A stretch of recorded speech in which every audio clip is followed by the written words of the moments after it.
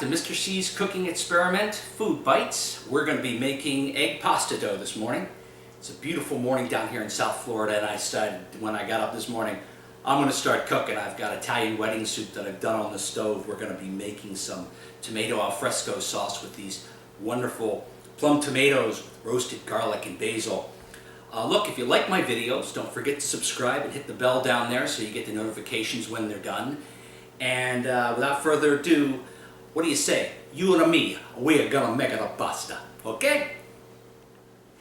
Okay, here's for the ingredients.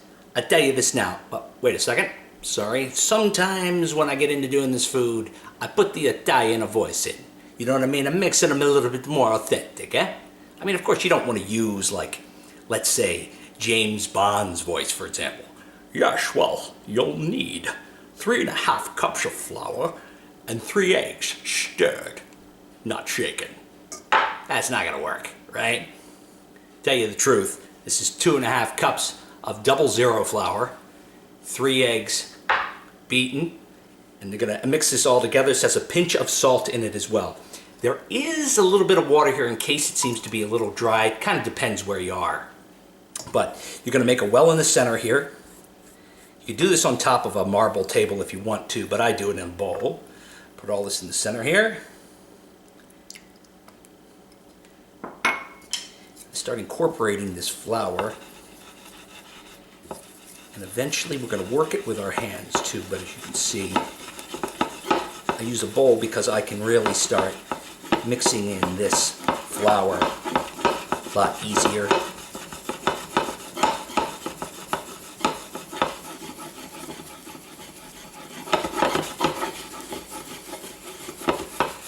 Once I'm done with that, I make sure I scrape that. Then you're going to use your hands. Start incorporating the flour.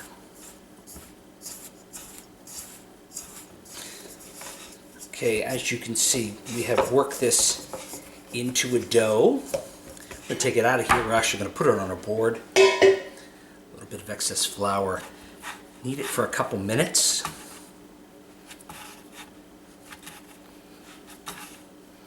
Make sure that all that flour is incorporated in there.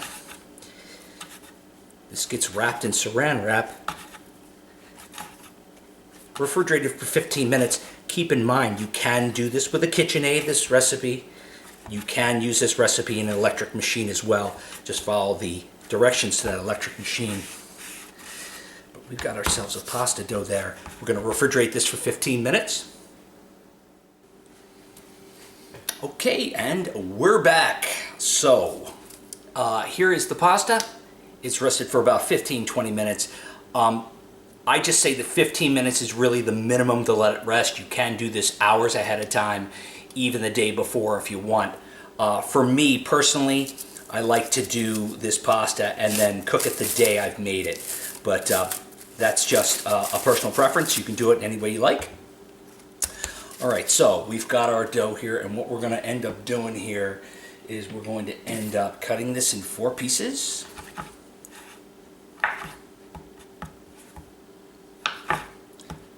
See, we have floured our board. We're going to flour our machine as well.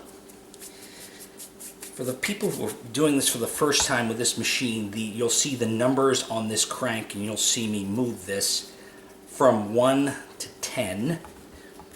I usually roll this from 1 to 5, but you got to do each one because the gluten will not react correctly if you do it at 5 to start with. So flatten out one piece here.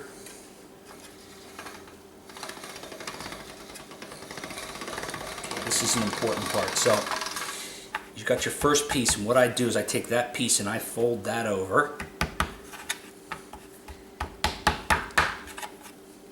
And I do it through number 1 for a second time. And you're going to switch this to 2. You start going through your revolutions here. Now this is going to become a pretty long piece. Every other number you should probably reflour as well. Go to 3.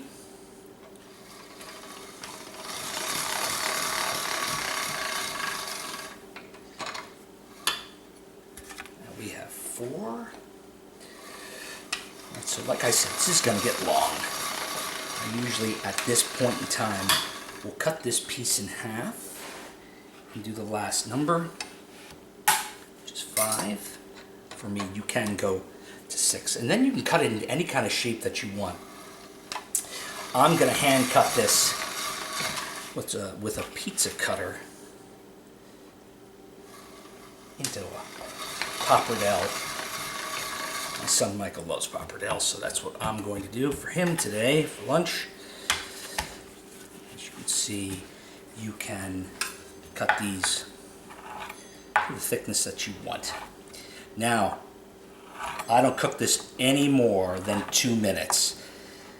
2 minutes, it seems to be the perfect amount for me. As you can see, you've got yourself some pappardelle. Get yourself some salted boiling water. Start making your pasta dish. Hey, you see? We make it a pasta. Real easy, right? So, if you like this video, again, don't forget to subscribe. This is a real versatile recipe.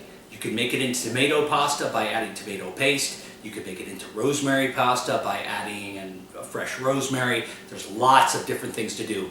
If you'd like to see how I use this in my videos, I have a video that's done on Mr.Cee's cooking experiment, the Timballo. Check it out. You'll see how I make this wonderful baked Italian dish with it. Until next time, if you eat well, you're going to be well. Thanks for watching.